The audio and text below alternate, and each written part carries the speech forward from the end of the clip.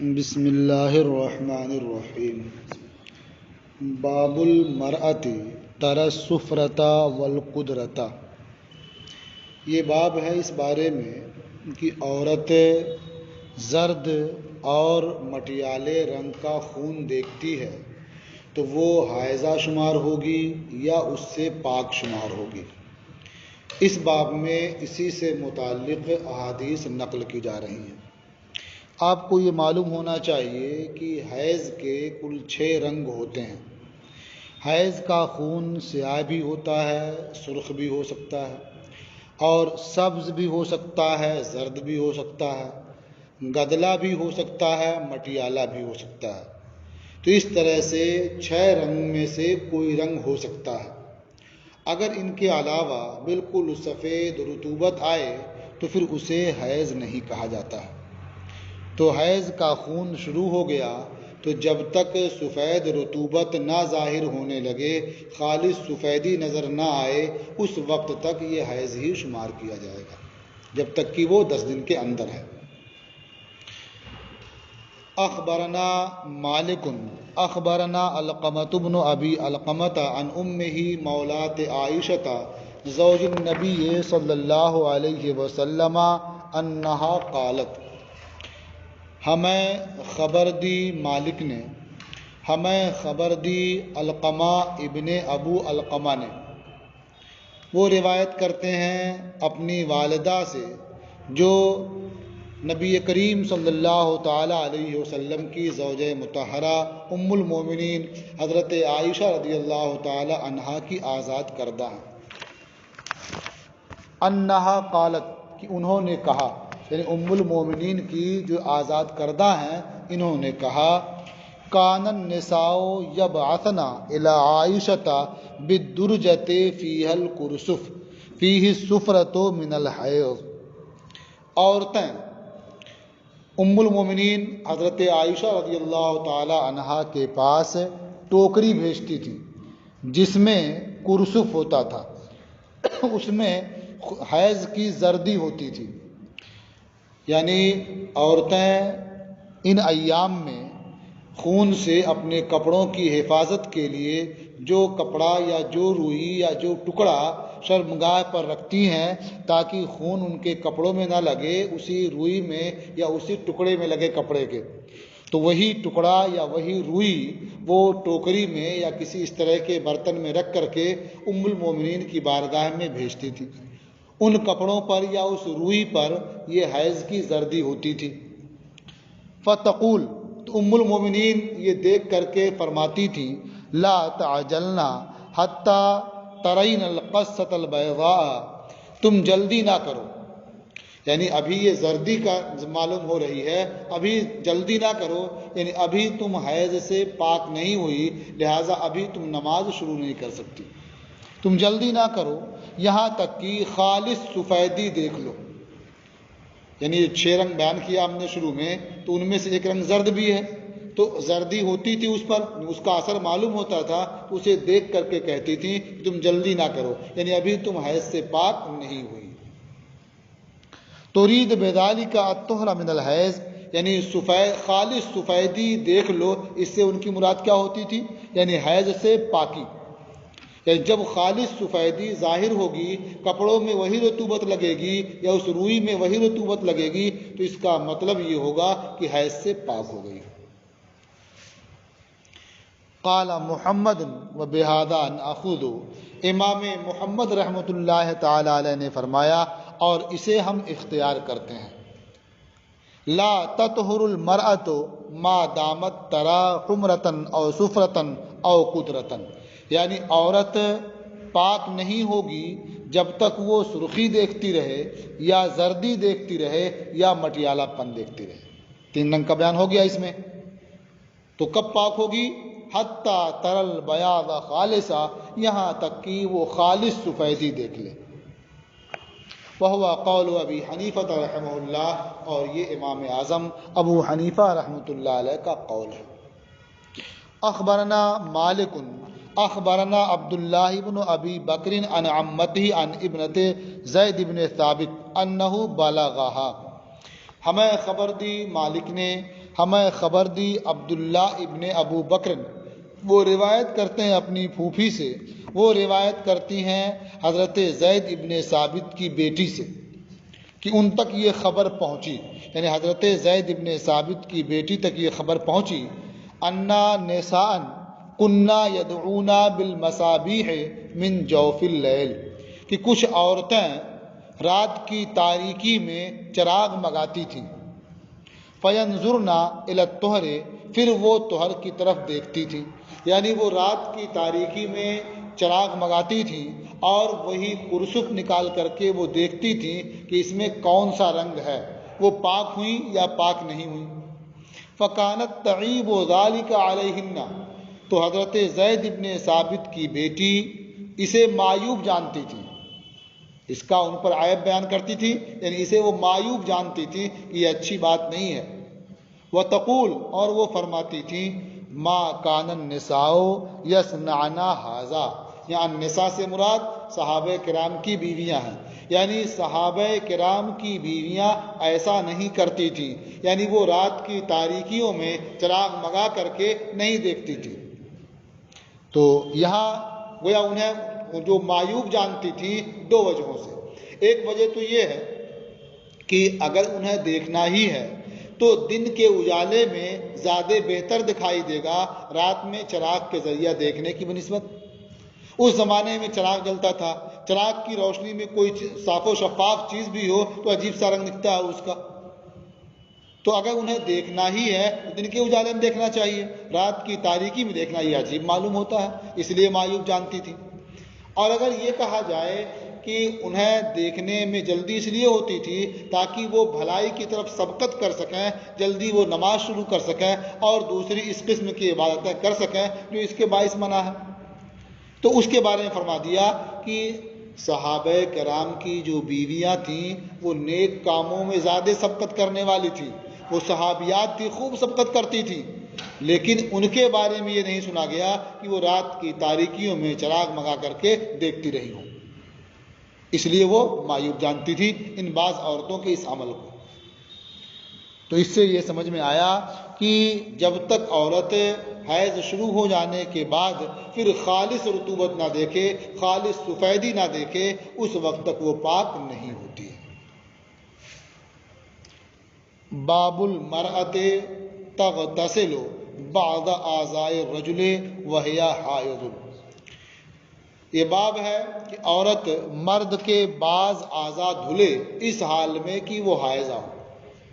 عورت حالت حیض میں ہے تو اس حالت میں وہ اپنے شوہر کے بعض اعضاء کو دھل سکتی ہے یا نہیں دھل سکتی ہے، چونکہ حیض کے زمانے میں عورتوں کے تعلق سے مختلف لوگوں کا مختلف طریقہ رہا ہے یا مختلف قوموں کا مختلف طریقہ رہا ہے۔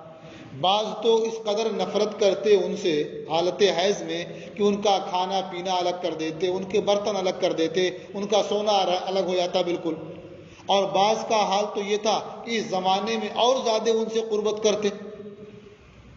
تو اب یہ بات آئی کہ اس حیض کے زمانے میں حالت حیض میں وہ مرد کے اعضاء کو دھل سکتی یا نہیں، تو چونکہ اسلام نے ایک متوازن راہ پیش کی ہے کہ حیض کی وجہ سے عورت اچھوت نہیں ہو جاتی ہے کہ اسے بالکل الگ کر دیا جائے، اور عورت بالکل قابل رغبت نہیں ہوتی ہے کہ اس سے کیا خوب جمع کیا جائے، اس لیے کہ اس میں ان کے لیے اذیت ہے، تو ایک متوازن راہ دی، الگ بھی نہ کیا جائے اور خوب جمع بھی نہ کیا جائے، باقی جو معاملات ہیں وہ بہتر طریقے پر ادا کیے جائیں۔ تو حالت حیض میں عورت اپنے شوہر کے اعضاء کو دھل سکتی ہے، اس سے کچھ فرق نہیں پڑتا ہے۔ اخبرنا مالک، ہمیں خبر دی مالک نے، اخبرنا نافع، ہمیں خبر دی نافع نے، ان ابن عمر کان یغتسل جواریہ رجلیہ ویعطینہ الخمرۃ وہن حیض، حضرت ابن عمر کی شان یہ تھی کہ ان کی بادیاں ان کے پاؤں دھلتی تھیں، ان کی بادیاں ان کے پاؤں دھوتی تھیں اور انہیں نماز پڑھنے کے لیے مصلی دیتی تھیں، اس حالت میں کہ وہ بادیاں حائضہ ہوتی تھیں۔ تو اس سے سمجھ میں آیا کہ حالت حیض میں عورت مرد کے بعض اعضاء کو دھل سکتی ہے، یعنی بیوی اپنے شوہر کے یا بادیاں اپنے آقا کے پاؤں کو دھل سکتی ہیں، ہاتھ دھل سکتی ہیں، یہ سارا کام انجام دے سکتی ہیں۔ قال محمد لا باس بذالک، امام محمد رحمۃ اللہ علیہ نے فرمایا اس میں کوئی حرج نہیں ہے کہ عورت حیض کی حالت میں ہو اور مرد کا پاؤں دھلے، اس کا ہاتھ دھلے، اسے کھانا پانی دے، اس میں کوئی حرج نہیں ہے۔ وہو قول ابی حنیفہ رحمہ اللہ، اور یہ امام اعظم ابو حنیفہ رحمۃ اللہ تعالی علیہ کا قول ہے۔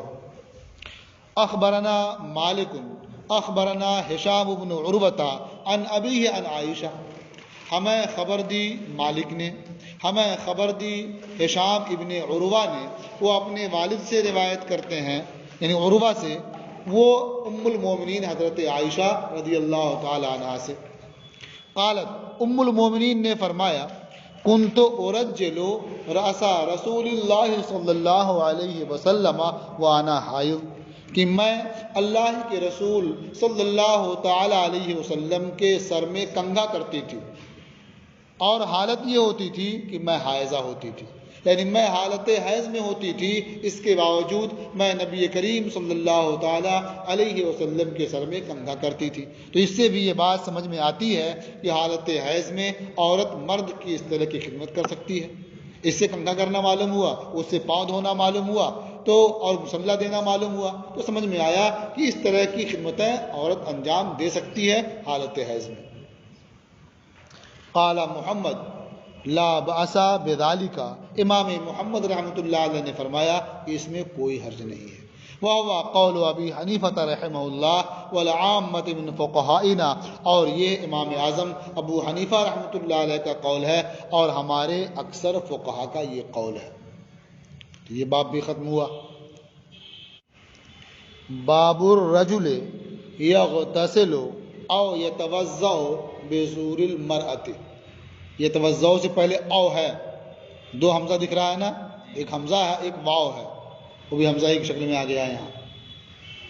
تو مرد عورت کے بچے ہوئے پانی سے وضو یا غسل کرے، اس تعلق سے اس باب میں احادیث بیان کی جا رہے ہیں۔ اب مرد عورت نے وضو کیا، کچھ پانی بچ گیا تو اس پانی سے وضو کر سکتا ہے یا نہیں؟ عورت نے غسل کیا، کچھ پانی بچ گیا تو اس پانی سے مرد غسل کر سکتا ہے یا نہیں؟ اسی تعلق سے آپ اس میں پڑھیں گے۔ تو الرجل یغتسل او یتوضأ بسور المرأة، یہاں سور کا معنی کیا ہے؟ جو باقی بچا ہوا ہو، فاضل۔ تو مرد عورت کے بچے ہوئے پانی سے غسل یا وضو کر سکتا ہے یا نہیں کر سکتا ہے، کرے یا نہ کرے۔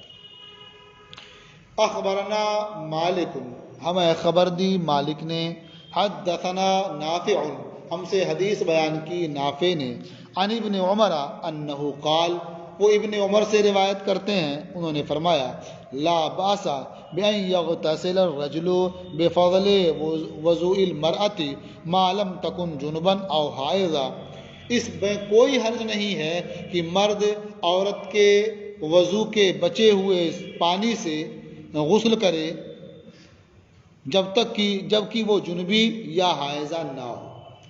تو اس سے یہ معلوم ہوتا ہے کہ اگر عورت جنبی ہے اور اس نے غسل کیا تو اب بچے ہوئے پانی سے مرد غسل نہیں کر سکتا۔ عورت حائضہ ہے، اس سے پاک ہوئی، اس نے وضو کیا یا اس نے غسل کیا، اس بچے ہوئے پانی سے مرد غسل نہیں کر سکتا، یہ اس سے معلوم ہوتا ہے۔ جبکہ دیگر احادیث سے یہ معلوم ہوتا ہے کہ وہ حائضہ ہو یا جنبی ہو، جس حال میں بھی ہو، اگر وہ غسل کرتی ہے یا وضو کرتی ہے تو اس کے بچے ہوئے پانی سے مرد وضو اور غسل کر سکتا ہے۔ تو یہ کہا جائے گا کہ معلم تکن جنبن او حائضہ، یہ حضرت ابن عمر کا یہ اپنا قول ہے، سمجھے نا۔ اور جب یہ دیگر اقوال سے متعارض ہو یا نبی کریم صلی اللہ تعالی علیہ وسلم کے فعل سے اور ان کے قول سے متعارض ہو تو اسے اختیار نہیں کیا جائے گا۔ خود حدیث شریف میں ہے کہ نبی کریم صلی اللہ تعالی علیہ وسلم اور ام المومنین حضرت عائشہ رضی اللہ تعالی عنہا ایک ساتھ ایک برتن سے غسل کرتے اور دونوں جنبی ہوتے اور دونوں یہ چاہتے کہ غسل کرنے میں سبقت لے جائیں، تو ظاہر بات ہے کہ اگر ام المومنین نے پہلے اس سے پانی لیا تو بچا ہوا ہو اس نے غسل کا نا، حضور نے پہلے اگر پانی لیا تو ان کے غسل کا بچا ہوا ہوا، اب انہوں نے پھر پانی لے لیا تو ان کے غسل کا بچا ہوا ہوا. تو معلوم ہوا کہ ایک دوسرے کے غسل کے بچے ہوئے پانی سے غسل کرنے میں کوئی حرج نہیں ہے.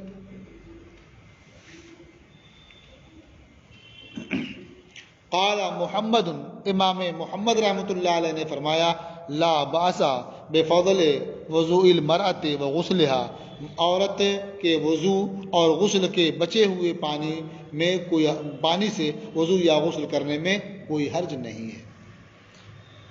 یعنی وسورہا، یا فضل آ گیا ادھر سور بھی آ گیا، یعنی اگر وہ پی لے تو اس کے جھوٹے سے میں بھی کوئی حرج نہیں ہے.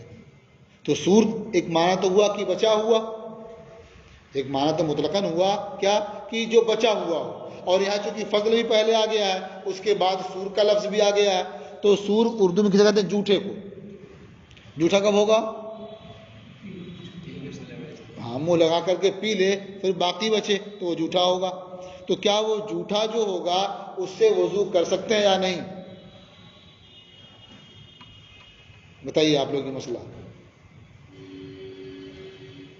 اگر مسورہا یہ اسی زائد حصے کے معنی میں ہو، بچے ہوئے والے معنی میں، جب تو کوئی حرج نہیں ہے. اوپر پہلے آئی چکے بفضل وضوء المرأۃ وغسلها وسورہا، تو تاکید ہو جائے گی اس کی. اور اگر یہی جھوٹا مراد جو اردو میں بولتے ہیں تو پھر کیا جواب دیں گے آپ لوگ؟ آگے بھی ہے وَإِنْ كَانَتْ جُنُبًا أَوْ حَائِضًا، اگرچہ وہ جنبی ہو یا حائضہ.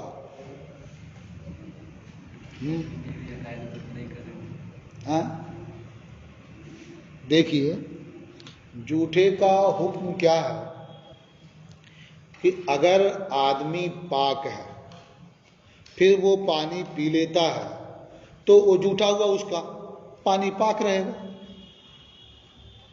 سمجھ رہے نا؟ جیسے آدمی بے وضو ہے، اس نے کلی کر لی،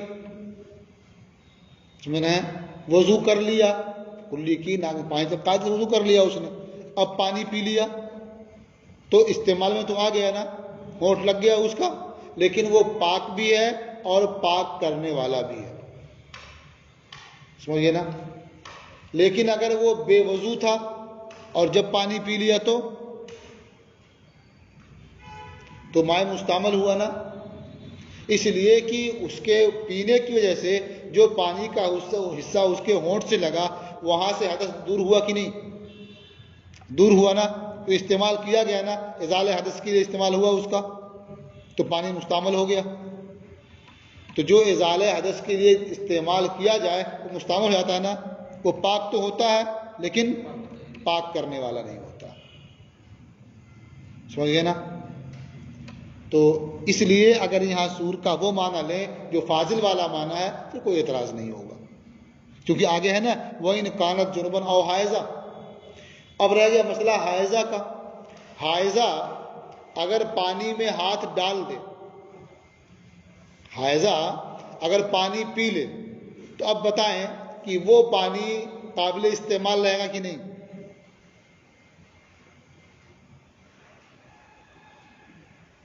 وہ پانی مستعمل نہیں ہوگا. اور جنبی اگر ڈال دے تو پانی مستعمل ہو جائے گا.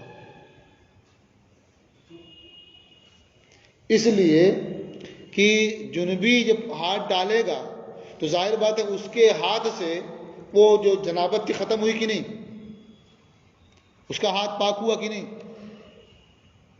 لیکن جو عورت حالت حیض میں ہے وہ اگر ہاتھ اس میں ڈال دے تو کیا وہ اتنے حصے سے اس کا حکم ختم ہو جائے گا؟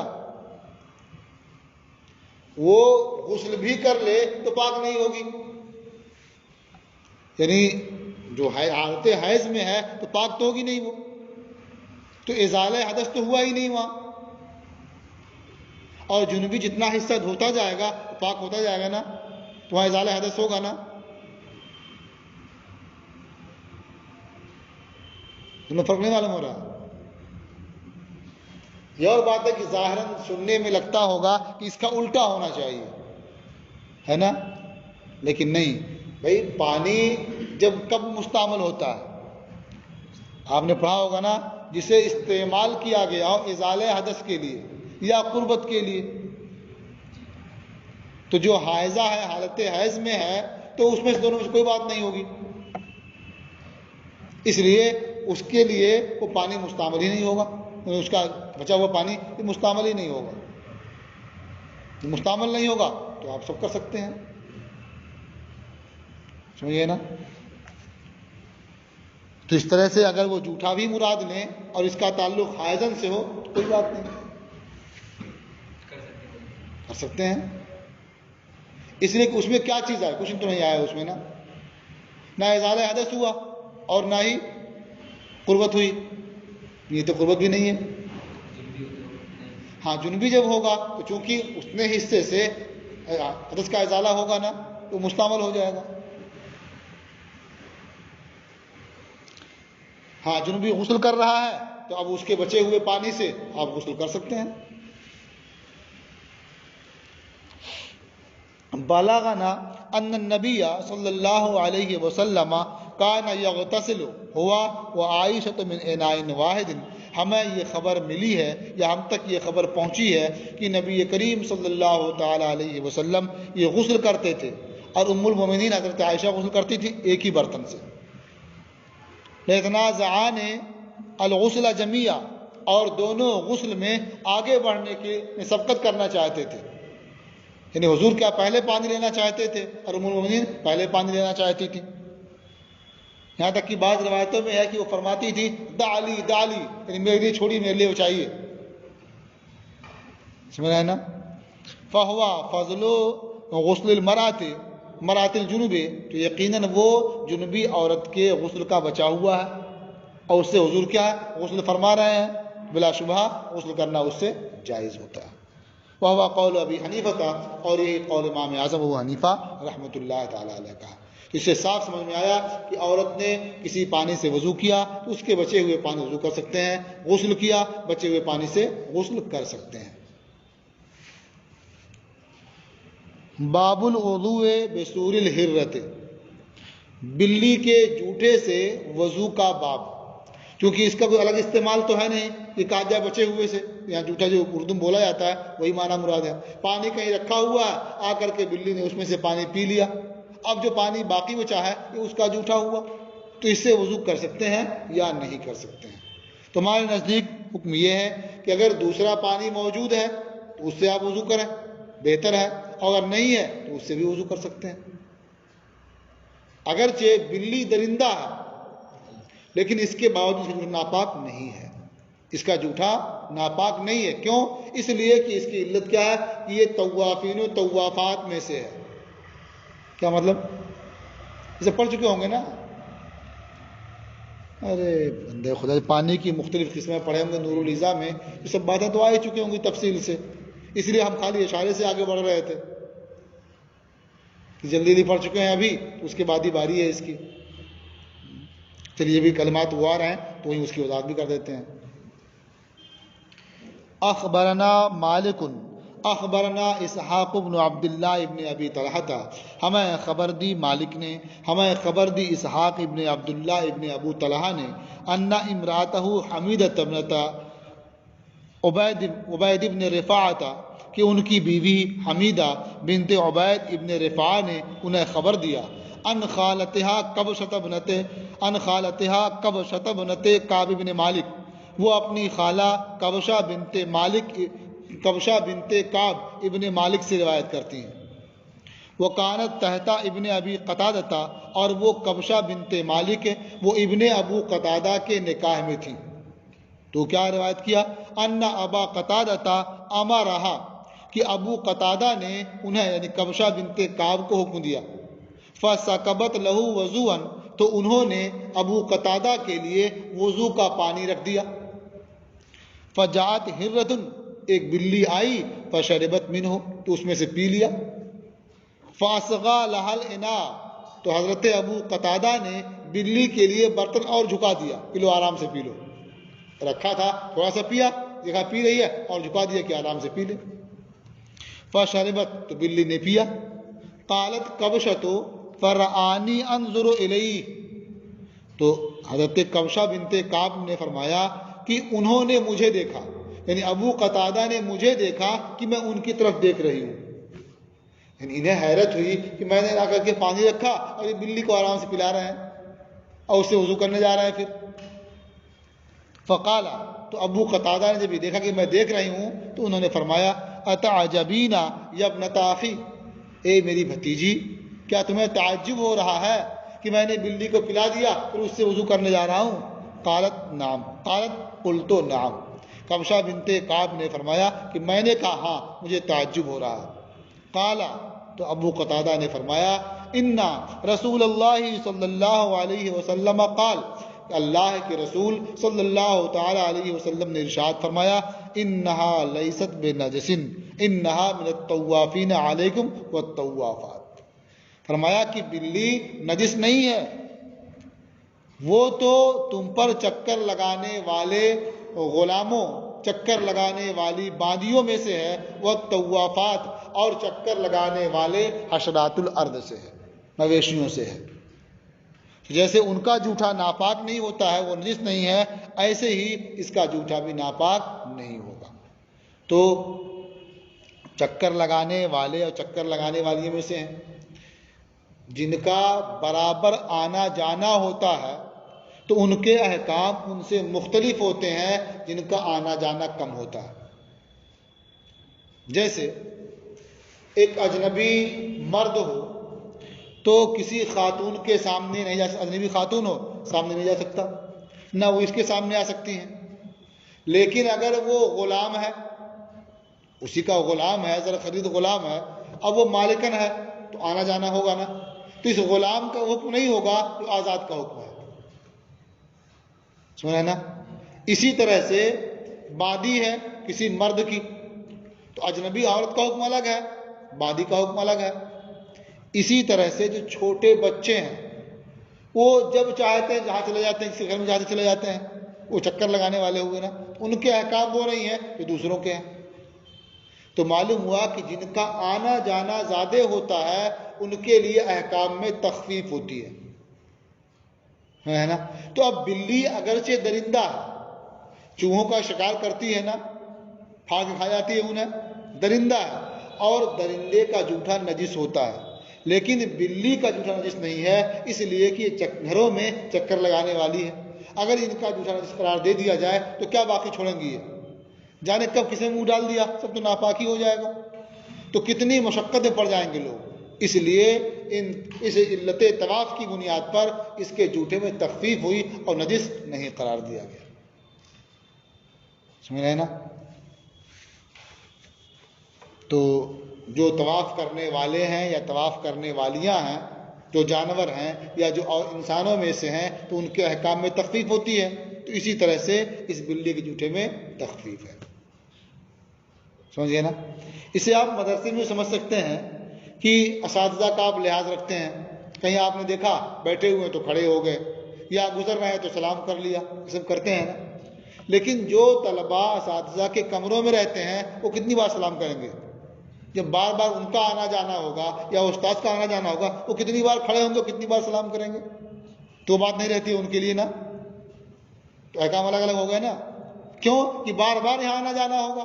حضرت صاحب بھی بار بار آئیں گے جائیں گے، وہ صاحب بھی بار بار آئیں گے جائیں گے، تو کتنی بار وہ سلام کرتے رہیں گے اور کتنی بار وہ کھڑے ہوتے رہیں گے.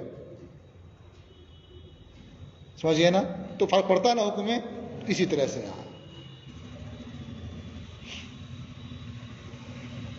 قال محمد، امام محمد رحمۃ اللہ علیہ نے فرمایا لا باس بان يتوضا بفضل سور الحرۃ، کوئی حرج نہیں ہے اس بارے میں کہ آدمی بلی کے جوٹے سے وضو کرے، وغیرہ احب الینا منہ، اور اس کے علاوہ دوسرا پانی ہو تو یہ ہمارے نزدیک اس جوٹے سے زیادہ بہتر ہے.